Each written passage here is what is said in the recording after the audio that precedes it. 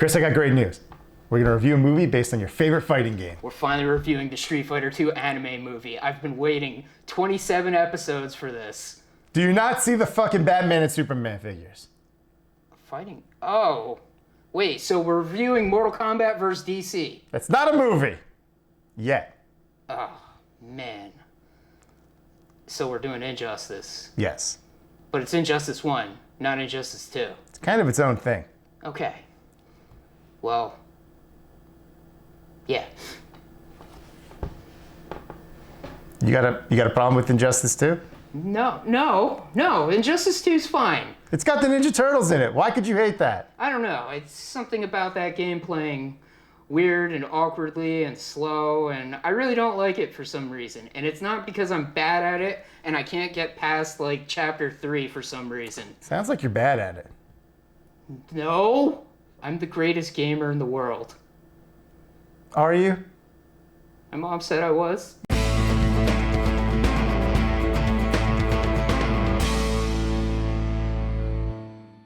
Welcome back to the Out of Touch podcast. I'm Chris, and that's Bill, and we're talking about more DC stuff this week because that's what we do. We talk about Marvel, DC, Marvel, DC, DC, Marvel, Marvel, Marvel, DC. That's what we do lately.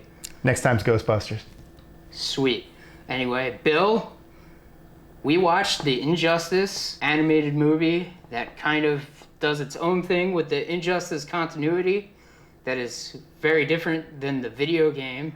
So what did you think of this latest DC animated movie?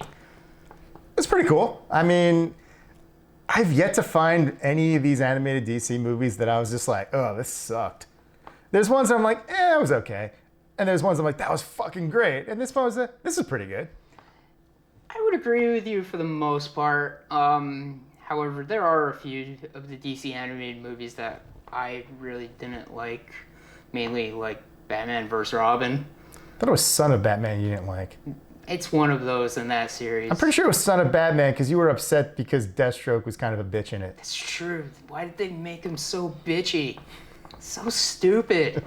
Anyway, yeah, this is the Injustice movie based on the popular video game. Which led to its own popular comic book spinoff. Yes. It's weird. It's reverse. They made the game first and then all the things afterwards. Like the game's not based on the movie. But I guess the game's not based on the movie, yeah. I mean, there was no movie Nope. for Injustice. The closest thing that we had was that Injustice used a lot of voices from the old cartoons. Yeah, the first game, definitely. I'm not as familiar with the second game. A few of them, well, they carried over some of the ones from the first game. Okay. Like the Superman, the Batman, and all that. Yeah. So. But here we have a whole new voice cast. Yeah. We have Justin Hartley, the Smallville Green Arrow, as Superman. Oh, weird. Yeah. And I think it's Anson Mount is Batman, who is most famous for being in Black Bolt in that terrible Inhumans show.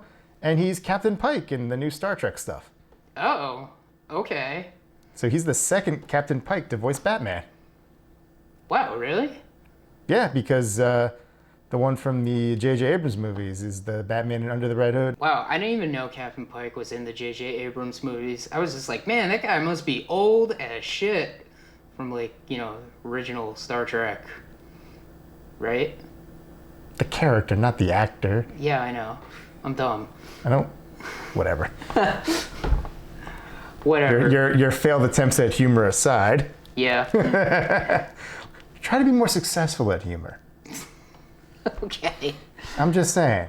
Starting with the story, we kind of have the same starting point with the Joker's devious plan to break Superman. Yeah, Taken to the extreme. Yeah. I guess it's more or less what happened in the game where Joker got his hand on a nuclear bomb, decided to mess with Superman because he got tired of messing with Batman, and used Scarecrow's fear toxin to make Superman go crazy and accidentally shove his wife up into space.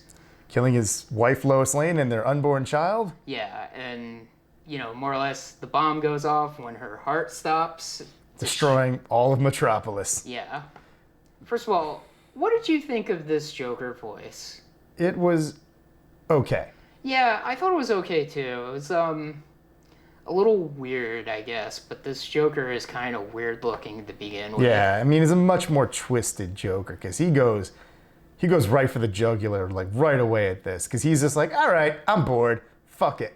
Yeah, it was kind of weird for him, like being like, I decided to go on easy mode to mess with Superman instead of you, Batman. Yeah. It is a crazy opening. I mean, right away you realize, oh shit, right, this is an R-rated movie. Jimmy Olsen gets a bullet to the fucking head. Yeah, that was shocking. And the fact is, like, after the Joker does this, Batman immediately takes him to Arkham Asylum, and Superman just shows up and doesn't even talk to him. He's just like, you're dead. Boom, right through his chest. And we get Green Lantern trying to stop him, but it doesn't work. And also, it kind of gets brushed aside and not brought up, but the Flash also dies. Yeah. He finds the Scarecrow, but he also triggers a booby trap. He gets hit with some fear gas. He gets his fucking head chopped off by a buzzsaw. Yeah, that is pretty nuts because, in the game, Flash is alive and he's part of Superman's regime. But in this, it's like he dead. Yeah, certain things play out a little differently. Like Aquaman just fucks off to Atlantis. He's like, fuck all y'all, I'm out. I mean, that's kind of more or less what was set up in the game, but when the game takes place, it is like years later, and it's like kind of to the point where Superman's like, listen, Aquaman, if you don't cooperate, I'm coming to Atlantis and fucking shit up. And like Aquaman's about to sign like a treaty to be like, okay, fine, Superman, I will be part of your weird world government where everybody obeys you. Yeah, like the Green Lanterns fuck off to space. Shazam and I guess a lot of the other magic users except Raven also fuck off. Yeah. I can't remember what Shazam's status was in the game. He was on the regime side till he had a crisis of conscience, and then Superman fucking murdered him. Oh, yeah. I need to remind you that Shazam is a child. Man. Superman murdering Shazam. It's pretty fucked up. It is fucked up. Yeah. Not gonna lie, there's a moment in this because in the second game, Black Adam's with Superman and his crew, and I actually thought he was about to show up in this, but then it was Ra's al Ghul. Yeah, I guess one big thing is like we get to see more of, the kind of build up to Superman taking over the world, because at first he's like, after everything happens with the nuclear bomb and he kills Joker, he's like, I'm taking control of stuff, and he kind of topples that fake country in DC we always see that starts with a B. I think it was in Young Justice. I think he takes out a couple of them. Yeah, I can't remember all of them. I don't know. There's like Markovia, Kosnia. There's Black Adam's country. Right. Kondak. Yeah. Yeah. So many weird fake places. And then real places in DC. The world makes no sense. It's bigger. Yeah. Like, no joke. In one of the DC Marvel crossovers, I think it was the last one they did, JLA Avengers, they note that that the DC world has a lot of extra cities and the Earth is like slightly bigger. Interesting. That's funny. Yeah. Yeah. Yeah, but overall, Superman's trying to take over the world, but he's like kind of, getting more and more deranged, and Wonder Woman's just egging him on like from the beginning. Yeah, just like in the game, she's an enabler. Yeah. I mean, the Injustice Wonder Woman is a monster, especially by the second game. Like, she is irredeemable by the second game. Man. Yeah, it's weird. They do deviate because she at least reaches a moment where she's like, oh, fuck, what have I done? Yeah. Superman kills a bunch of kids because they're dressed up as Joker. And having like a rave. Yeah. It's like, yeah, it's kind of fucked up, but, nothing to murder people for. He went full Homelander. Yeah, it really did. Just see the lasers, but yeah, the movie's interesting with some of the other like side characters of DC that show up. Mainly, Nightwing, we know, gets murdered in Injustice by Damian, which is By accident. By accident. It happens a little differently, but it still happens by accident because Damian's got a temper. But then Nightwing goes off and becomes this universe's version of Deadman. Yeah, did they call him Deadwing? Yes, they did. Okay. Yeah, I thought like that was just in my mind when it's just like Deadwing, and I'm like, maybe he's just Deadman. No. Yeah, it's weird. Deadman is a weird hero that I guess the only thing he really can do is possess people. Yep. But I mean, Nightwing seemed to do it in pretty useful ways. I mean, that's how Deadman tries to roll usually. Yeah. Also, after Nightwing possesses you, you can see him, which is kind of cool, I guess. It was interesting. Yeah, that moment where like Cyborg was like, "Dick, what the fuck?" Yeah. I'd say one little highlight with the minor characters, because like, was the Mr. Terrific chess scene with Superman.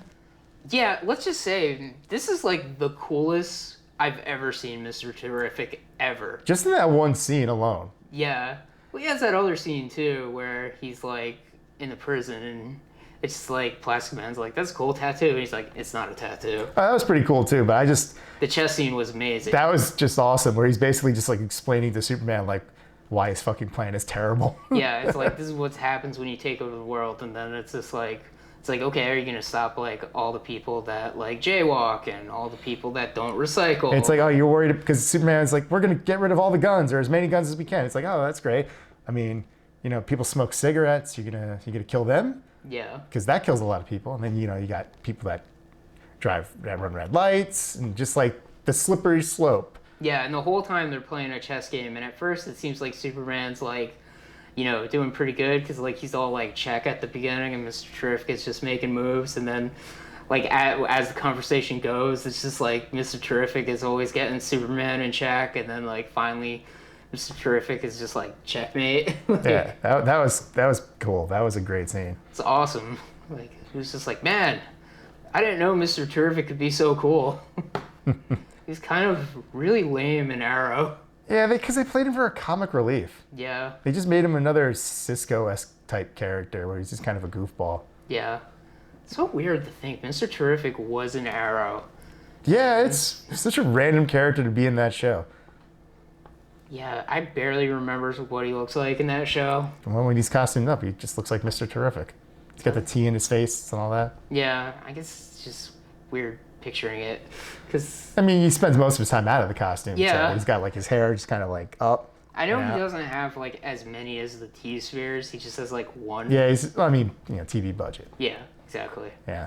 Though, speaking of Arrow, this is probably the first of these DC animated movies that Green Arrow actually gets a speaking role. Yeah. At least since like The Dark Knight Returns, and even that was a small role. It is so weird that Green Arrow, I guess like most of the time, is kind of like a wisecracker type of hero. He's kind of jokey. Yeah. And like in his live action TV show, he's definitely not that. Nope. He's usually a loudmouth. Yeah. Sometimes to the point where you're like, shut up, Ollie. Yeah, he's definitely pretty funny. He has some fun interactions with Harley Quinn. Like when he's like, "This is my arrow cave," and she's like, "Really? Why don't you just call it the Quiver?" And he's like, "Damn, that's good." I'm not gonna lie, I think that exchange might be from a comic. Oh, really? Yeah, I'm not sure. Huh. But I feel like I've heard that exchange before. It's a pretty good exchange. Because that was like a thing in like the comics at one point. You had like the Arrow car, the Arrow cave, and all this stuff. It's just like, stop ripping off Batman. You're already a ripoff of Robin Hood. He did have the Arrowmobile. Yeah, he did. Which is like, you think to yourself, why does Green Arrow need a car? And it's like, because he's a normal man. Why wouldn't he have a car? Yeah. I guess I'm just used to Green Arrow on a motorcycle. Yeah. It's not shooting bow and arrow like ropes everywhere and swinging around. It's just not practical. It's pretty harsh on your shoulders, all that swinging. Yeah, I guess another hero that's in this that I haven't seen in a while is Plastic Man. Yeah. It's weird. His like powers are so weird because you think he like just like stretches, but like he kind of like is just like goop. Kind Yeah, of he's like, a full-on shapeshifter. yeah. Like, it's crazy. Like, he can be, in the right creative hands, one of the most powerful Justice Leaguers. Yeah, wasn't there a whole thing and I can't remember if it was like the Dark Knight Strikes Again or something with like Plastic Man being revealed to be like a super powerful hero or one of those comics. He did play a big role in this Dark Knight Strikes Again, and he was just like ridiculously overpowered because I think Frank Miller just realized, like, you realize what this guy can do? There's a bit where he turned into a toilet and flushed somebody down himself. I'm like, what the fuck just happened here? That's an animated movie they should do, is The Dark Knight Strikes Again. No. I mean, maybe they could improve it. Yeah. Maybe make it with like better art. I mean, that's a given. Yeah. I mean, there is one great moment from that comic that I would love to see in something. Though it's one of those like, oh, this is kind of true to life. Oh, what moment is that? Let's check The Dark Knight Returns. There's a lot of talking heads, like news reporters, people getting interviewed on the street. Yeah. And there's a big plot point in this story where the President of the United States is a hologram controlled by Brainiac and Lex Luthor. Oh, yeah. And Batman has that revealed to the public, and we see the news media talking about it, and then there's just like random person on the street talking head. He's like, who cares if the president's a hologram? He's still a great American. Yeah. Which is just like, I think when I first read it, I was like, who would act like that? But then years of living life and seeing the world, I'm just like, yep, that would happen. Yep. Someone would say that, and they would 100% mean it. I believe it. Yeah, there's a lot of like neat cameos in the movie. We get the Atom, Captain Atom, we get Huntress. who doesn't speak. She's just kind of She's just kind of there, and she kind of just disappears. Did she die? I don't even know. I don't know. Like, we see Adam die Yeah. quite horrifically. Yeah, really. That was an interesting way because one of the plot points in this movie is after Damian, accidentally kills Nightwing, Batman's just like, get away from me, you killed my son. I mean, it's not as bad as I think in like the comic where he's just like, fuck you. Like, he's just distraught and walks away with Dick. Yeah. And he just ignores Damian's like pleas of like, I'm sorry. Yeah. He goes back to Grandpa's house, the League of Assassins. We get Ra's al Ghul, who's like, I'm on your side, Superman. I have these really cool Amazo robots you can use. You can totally trust me. I'm sure the detective has never said about how untrustworthy and devious I am. Yeah. Since this is a story about heroes fighting heroes, the sudden insert of a villain clearly is not a red flag. Yeah.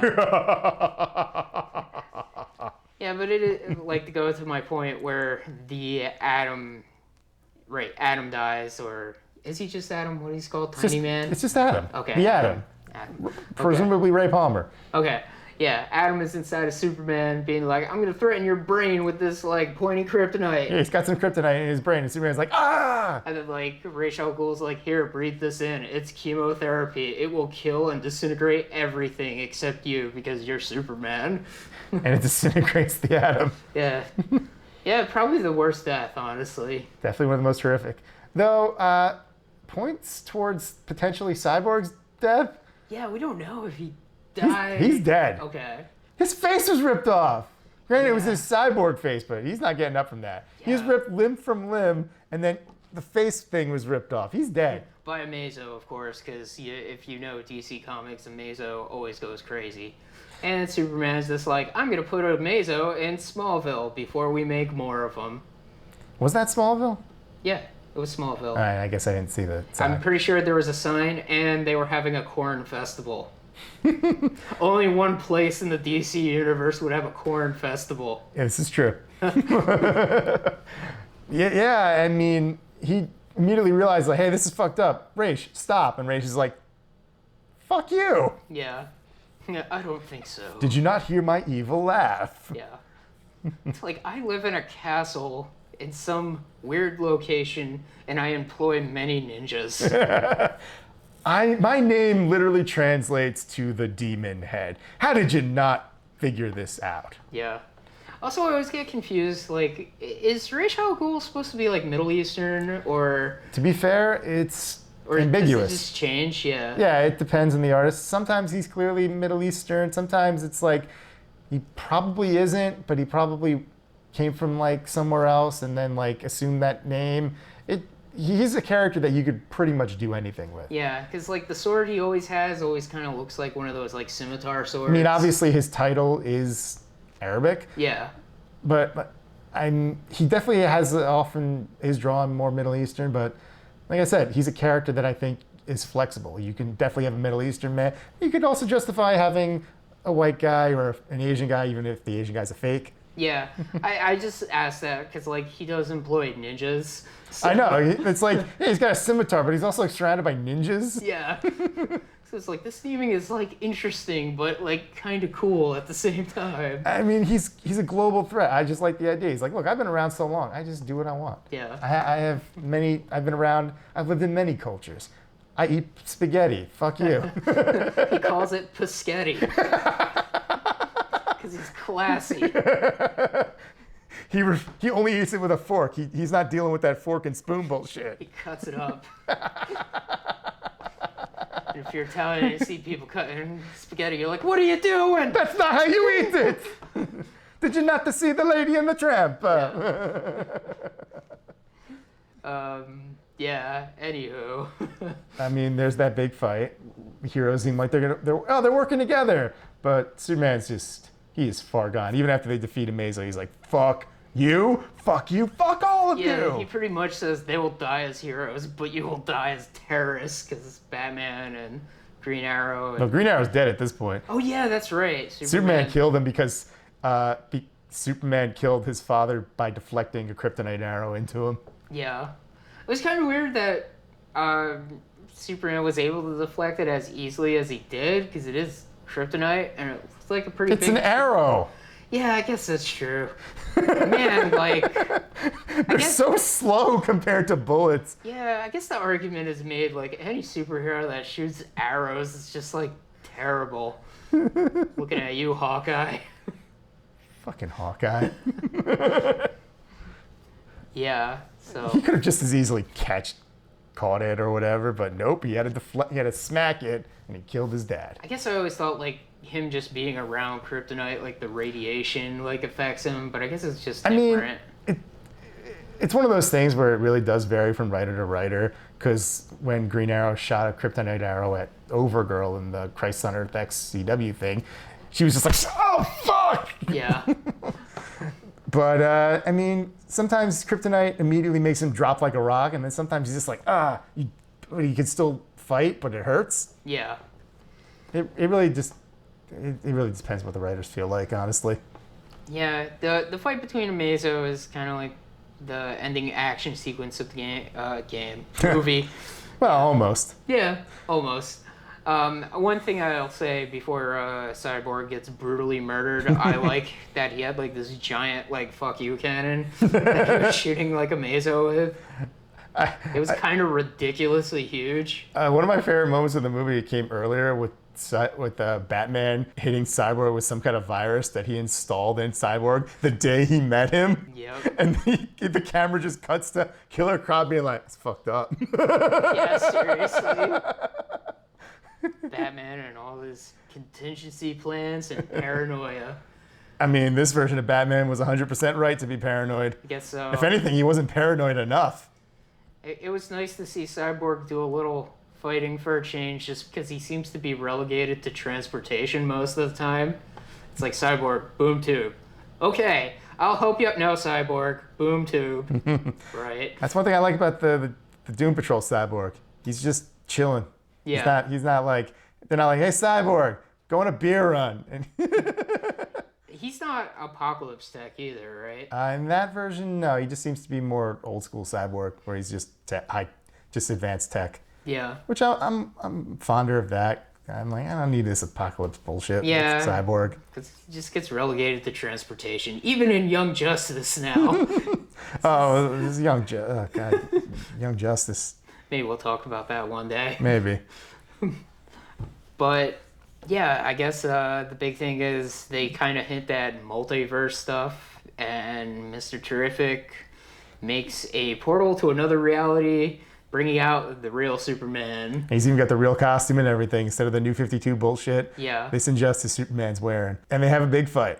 Yep. But Injustice Superman ends up winning. He even pulls out the special move from the game. Yeah, I was thinking like the fatality, but I'm like, wait, it's the special move. Yeah, because it doesn't end the fight. Yeah. It's just...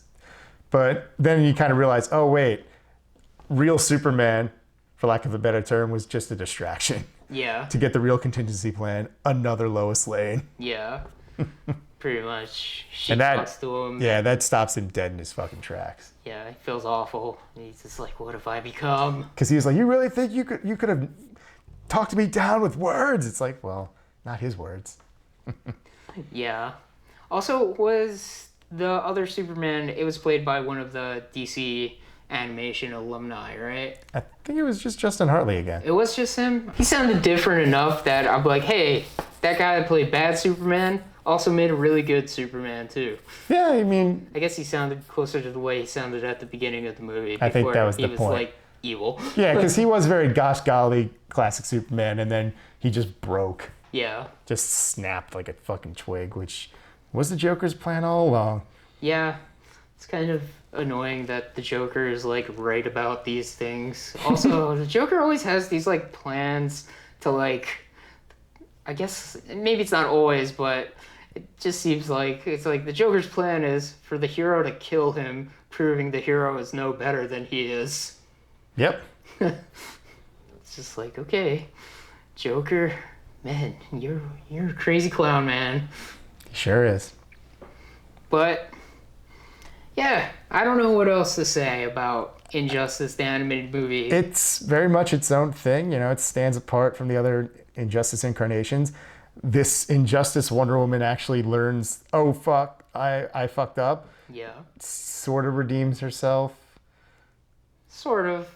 She's still got, I mean, she never went as far as the game Wonder Woman did eventually. Yeah. I think that version of Wonder Woman is irredeemable. Trying to remember, like, what was the worst thing the game Wonder Woman did? I mean, I'm pretty sure she's very well aware of how Superman killed Shazam. That's right. I mean, nothing's worse than the freaking Wonder Woman and Flashpoint that, like... Oh, yeah. Yeah, I think that's, like, super evil Wonder Woman. Yeah, because she murdered she murdered Shazam in that. Yeah, And he was- Shazam made out of children. A bunch of children. But I think she only killed one? Maybe? But he was in his child form. I know, it was still a kid.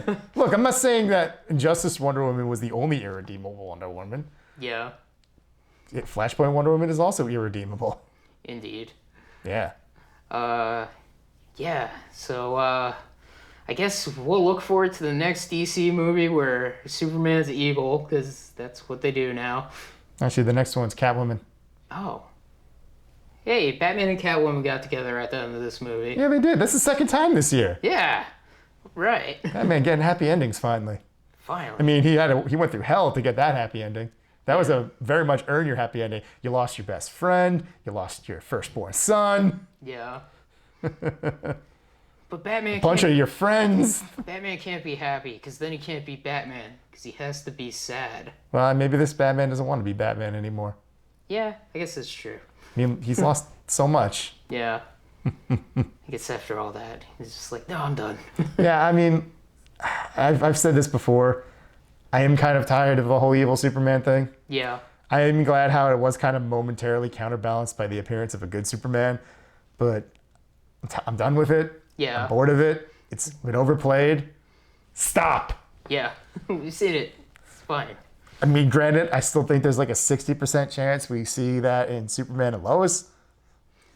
I want them to do the Truth, Justice, and whatever, Manchester Black one. That'd be cool. Also, Yeah. Brainiac. Yeah. But yeah, I mean, all in all, good solid flick. Yeah. Yeah. Fun. Neat. It's cool that it's its own thing. Kind of not really tied into the game, just inspired by it. Yeah, just fine. Kind of makes me want to play the game again. All right, let's play Injustice 2. Let's go. Aw. Wanted to play the good one. That is the good one. It's got the Ninja Turtles in it. But I suck at it. I know. I don't know why. Everybody's like, it's the same game. And I'm like, no, it's not. It feels different. I can't explain it. I'm gonna beat this punk ass gamer at a game.